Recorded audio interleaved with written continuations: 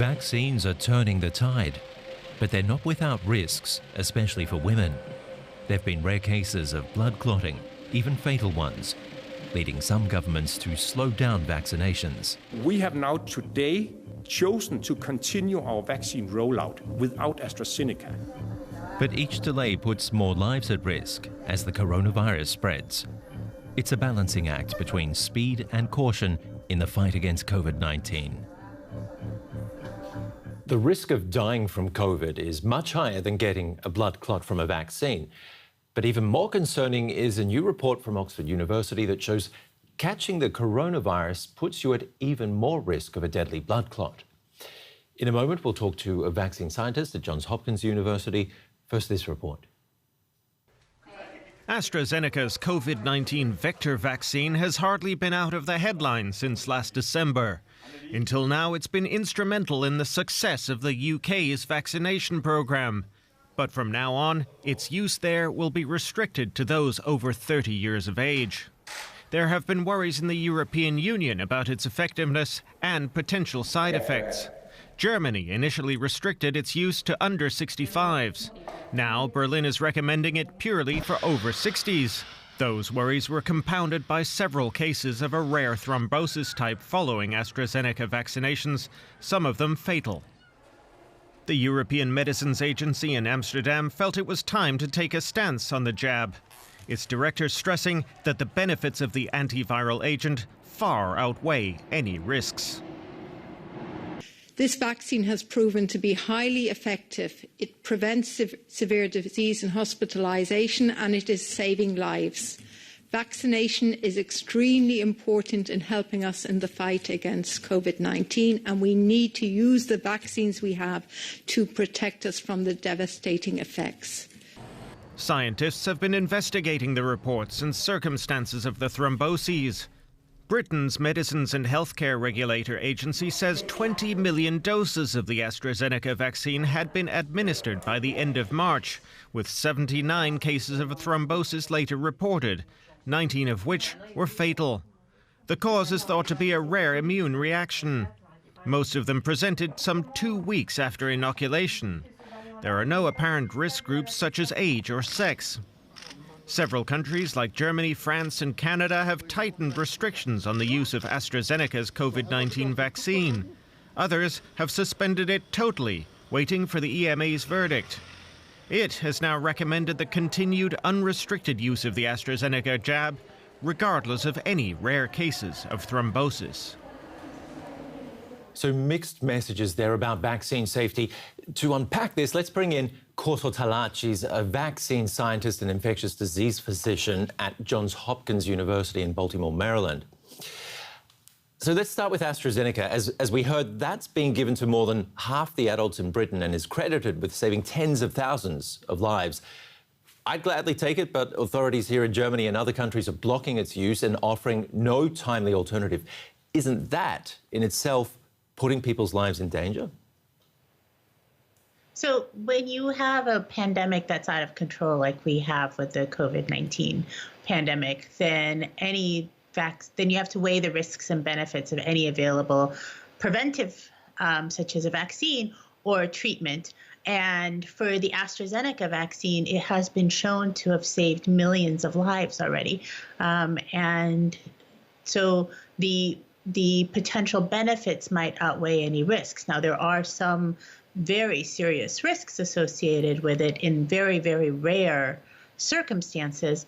And I think each country, but also each individual, needs to be able to weigh that risk-benefit equation for themselves to decide whether or not they're willing to take that risk for the protection against the virus. When you have a vaccine that's available and that's not being used, people can die, and that's something that each government and each person needs to weigh. And this isn't only a problem with AstraZeneca. We've now got Johnson & Johnson, 6 million immunised in the United States, and yet it's on hold because 6 people may have had side effects. Isn't 1 in a million an acceptable risk level during times like these? So I think that the equation in the United States is a little bit different because we vaccinated so many of our high-risk individuals already, and we have 2 other approved vaccines that are more available than the Johnson & Johnson vaccine even is.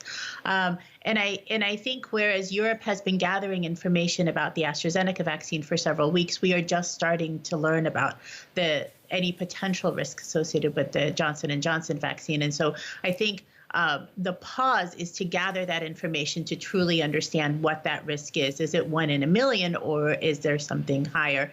Is it even is the clots that we saw with in those unfortunate women associated with it? And so I think the pause is appropriate while we gather that information and make a decision about the risk benefits. But I think in places where the virus is increasing in terms of the transmission and there is no alternative vaccine, that it should be seriously considered to use this vaccine while that data is being gathered.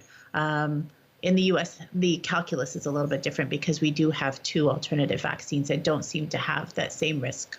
The strange thing, though, is that, and this is what will get many people, especially women, worried about this, is that those people affected by clotting were women in a certain age group, and it's been a similar profile for AstraZeneca as well. So why is it being blocked for everyone, or everyone under 60 or so?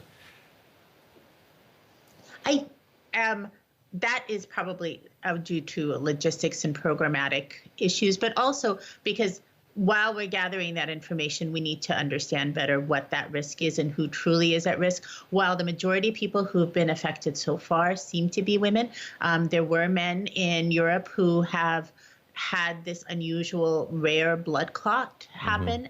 There was one man in the trial in the United States who had this unusual blood clot occur.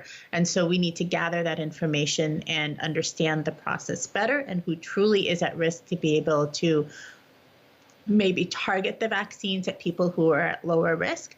But, you know, it's interesting that you say that because there's a lot of adverse events from vaccines that seem to particularly affect women and especially women in their reproductive years.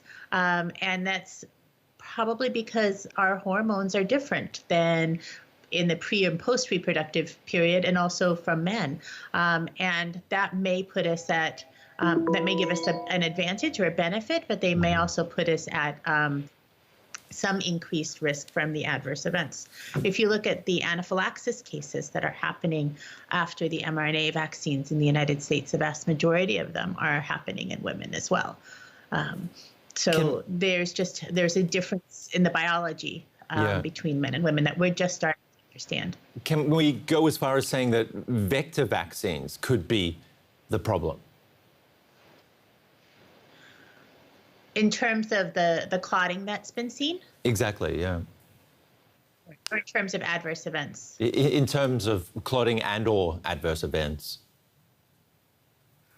So each vaccine is going to have its different adverse events. Each vaccine platform has different kinds of adverse events that happen.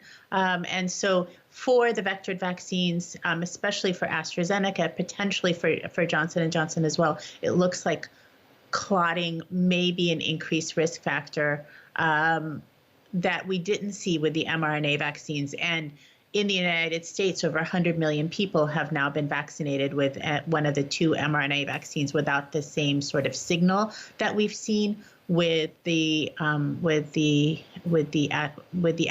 vaccines. But this hasn't necessarily been seen with other adenovirus vaccines in the past. So we need to better understand what is happening. And I think that this pause allows scientists and researchers to really dig deep into each of these cases to better understand what's happening and also to understand the mechanisms a little bit better. And it's been fantastic having you on the show explaining to us what all this means. Koso Talat of Johns Hopkins University, thank you very much for being on the show today. Thank you very much. Take care. Whatever the risks, vaccines are here to stay for now. More on that from Derek Williams. Will we only have to be vaccinated once, or will we need regular booster shots?